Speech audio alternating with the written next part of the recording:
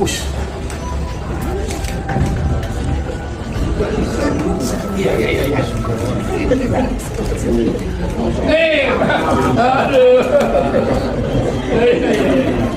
Aduh. Terima kasih.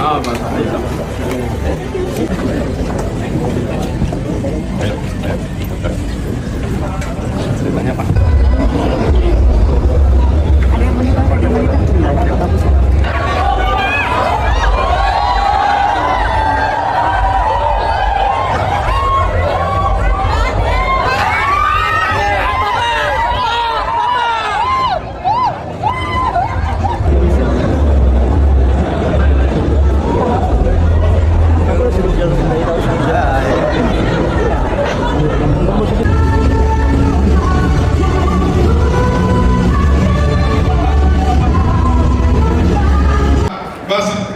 Bagaimana pihak-pihak yang kalah pemilu, figur-figur yang kita sebut sebagai oposisi, bisa saling bertemu dan bisa bersilaturahmi satu sama yang lain. Figur-figur yang seperti Megawati Soekarno Putri, kemudian di situ juga ada Anies Baswedan, ada Ganjar, ada Mahfud MD, juga bisa saling bertatap muka dan saling bersilaturahmi. Bismillahirrahmanirrahim. Assalamualaikum warahmatullahi wabarakatuh. Kali ini saya ingin bicara tentang satu momentum politik di mana figur-figur oposisi itu bisa bertemu satu sama yang lainnya. Figur oposisi itu kita definisikan adalah pihak-pihak, adalah partai politik, dan kemudian kita sebut sebagai pihak yang kalah dalam pemilu 2024 yang lalu. Mereka itu adalah Megawati Soekarno Putri, Ketua Umum Partai PDIP, kemudian ada Anies Baswedan yang maju dalam Pilpres, di situ juga ada Ganjar Pranowo, di situ juga ada Pak Mahfud MD yang berpasangan dengan Ganjar dalam Pilpres 2024 yang lalu. Tentu momentum ini kalau kita telisik satu persatu dipertemukan dalam konteks pelaksanaan pelantikan yang dilakukan oleh pengurus Hanura, di mana pada hari Sabtu tanggal 26 April lalu Hanura melantik sejumlah pengurus yang barunya, dan ini kemudian menjadi ajang bagaimana pihak-pihak yang kalah pemilu, figur-figur yang kita sebut sebagai oposisi, bisa saling bertemu dan bisa bersilaturahmi satu sama yang lain. Dari pemberitaan, dari TV, dari media online, dari media cetak, figur-figur yang seperti Megawati Soekarno Putri, kemudian di situ juga ada Anies Baswedan, ada Ganjar, ada Mahfud MD, juga bisa saling bertatap muka dan saling bersilaturahmi. Tentu ini menjadi pembicaraan yang cukup luar biasa, karena pertama kali pasca Pilpres 2024 yang lalu, figur-figur oposisi ini kan belum pernah bertemu dalam satu forum. Belum pernah bersilaturahmi, ya minimal duduk bersama dalam satu peristiwa-peristiwa politik. Wajar kalau kemudian pertemuan Megawati Soekarno Putri, di situ ada Anies Baswedan, di situ juga ada Ganjar Pranowo dan Mahfud MD, itu kemudian menjadi pembicaraan. Oh, ini adalah pertama kalinya bagaimana pihak oposisi bisa saling bertemu. Sekalipun ini momentumnya dipertemukan oleh acara yang dilakukan oleh Hanura dalam konteks pelantikan pengurus mereka yang baru. Publik juga bertanya-tanya, kok tidak ada perwakilan dari PKB?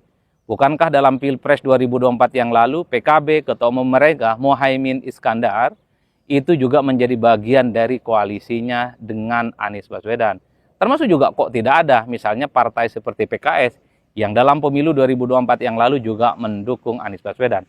Tentu publik tahu, kenapa PKB, Muhaimin Iskandar, kemudian Ahmad Syaihu dengan PKS-nya tidak hadir dalam momen ini. Ya karena memang sepertinya PKB ataupun PKS ataupun Muhaimin Iskandar ataupun Ahmad Syaihu sudah menjadi bagian dari koalisinya Prabowo Subianto.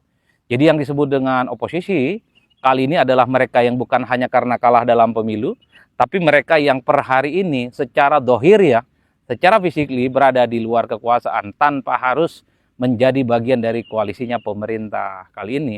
Inilah yang saya kira menarik sebenarnya momentum pertemuan figur-figur oposisi ini kalau kemudian dikonklusikan sebagai sebuah kekuatan politik yang tentu saja di kemudian hari itu akan menjadi kelompok penyeimbang. Harus kita akui, salah satu kegelisahan terbesar dari aktivis politik hari ini adalah ketiadaan kelompok-kelompok oposisi, check and balances, baik dari segi figur, baik dari segi partai politik, sehingga bangunan-bangunan narasi kritis yang mampu memberikan perimbangan narasi kepada kubu pemerintah itu di kemudian hari memang dikhawatirkan akan tiada. per hari ini hampir semua partai politik ya, minus PDIP, itu menjadi bagian dari koalisinya Prabowo Subianto dan Gibran Rakabuming Raka. Jadi dalam konteks itulah maka kita tentu tidak akan menemukan bagaimana sikap kritis dari partai politik, sikap kritis dari figur-figur tertentu yang selama ini memiliki narasi besar, tentu sebagai upaya untuk menjadi penyeimbang kekuasaan di masa yang akan datang. Maka tidak mengherankan ketika misalnya elit-elit kunci, sosok-sosok oposisi yang selama ini tidak berada di koalisi pemerintah, seperti Megawati Soekarno Putri, kemudian di situ ada Anies Baswedan, ada Ganjar Pranowo, ada Mahfud MD, dan tentu juga adalah kawan-kawan Hanura, akan tampil ke muka sebagai pihak, sebagai figur, sebagai partai politik yang selalu akan kritis. Bagaimana menjadi partner koalisi dari pemerintah, berada di luar kekuasaan, tapi kalau ada kebijakan-kebijakan politik yang memang menimbulkan kontroversi, menimbulkan kegaduhan, tidak pro dengan rakyat, memang harus mulai speak up. Inilah yang saya kira momen pertemuan kelompok-kelompok oposisi ini, saya kira di kemudian hari harapan terbesarnya akan terus menjadi oase, di mana sikap kritis mereka itu akan selalu ditunggu oleh masyarakat. Karena dalam negara demokrasi, kalau kita bicara tentang teori-teori politik, sehat dan tidaknya sebuah demokrasi, sehat dan tidaknya sebuah pemerintahan, salah satu kuncinya adalah di mana letak kelompok oposisi itu kemudian akan selalu muncul sebagai pihak yang akan selalu kritis. Maka per hari ini kalau kita melihat Hanura misalnya, kalau kita melihat PDIP misalnya, tentu publik berharap dua partai ini yang per hari ini minimal tidak kelihatan berkoalisi dengan pemerintah, itu akan selalu memberikan sikap politik yang kritis. Kalau ada kebijakan-kebijakan politik pemerintah yang misalnya itu tidak sesuai dengan ekspektasi publik, maka harus diberikan bagaimana supaya pemerintah itu kembali ke jalan yang benar, membuat kebijakan-kebijakan yang pro dengan rakyat, dan yang paling penting akan memberikan solusi-solusi yang dihadapi oleh masyarakat. Kemiskinan, tentang kesejahteraan, akses terhadap pekerjaan, tak lagi angka stunting, korupsi kemudian bisa ditiadakan, dan semacamnya.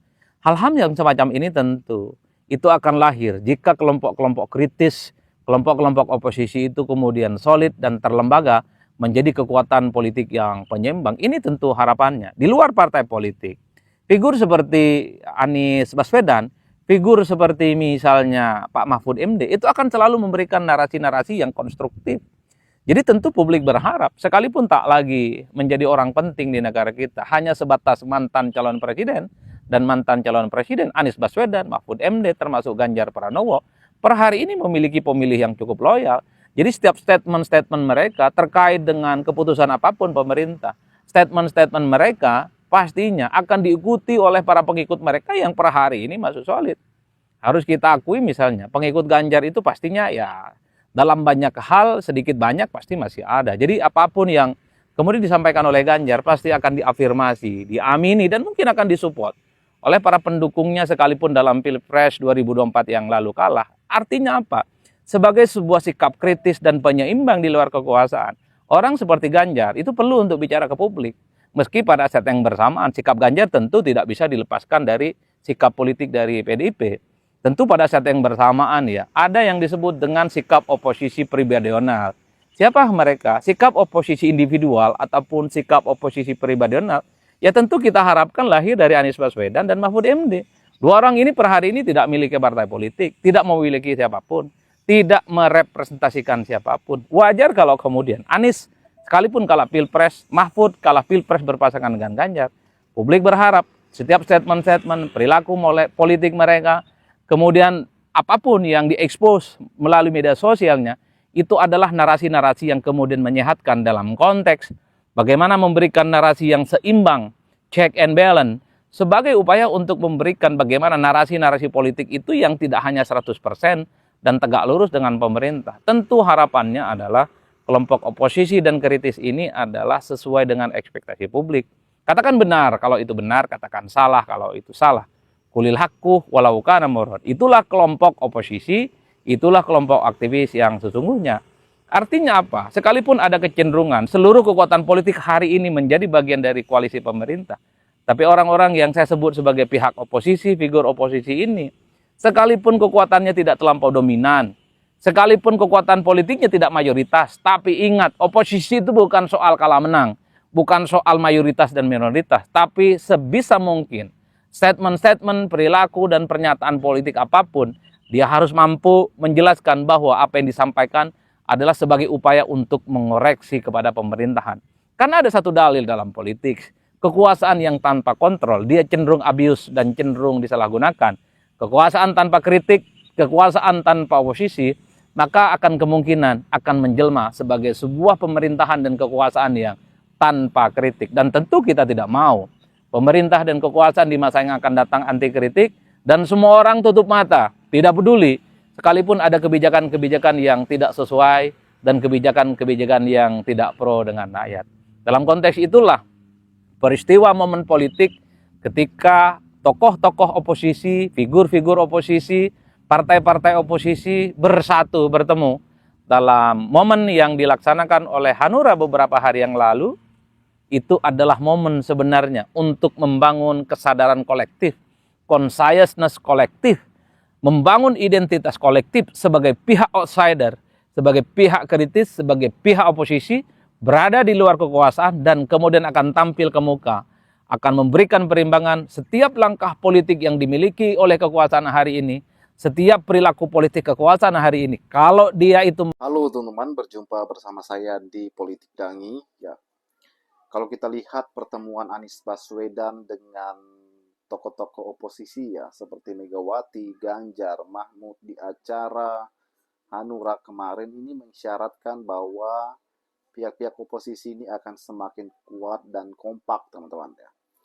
Prabowo pasti ketar-ketir. Kenapa? Ya, karena Prabowo selama ini ya takut ya kepada para pengkritik, bahkan kalau kita lihat bagaimana menterinya ya atau orang-orangnya yaitu Luhut bin Sarpanjaitan selalu mengatakan ya jangan mengkritik secepatnya ya, seolah-olah ini kan takut kritik teman-teman. Apa yang disampaikan Adi Prayitno ini memang luar biasa ya, analisis beliau tentang para kelompok-kelompok yang oposisi ini. Semoga ke depan ya kelompok oposisi ini akan semakin kuat, akan solid ya untuk mengkritisi kebijakan-kebijakan pemerintah yang tidak sesuai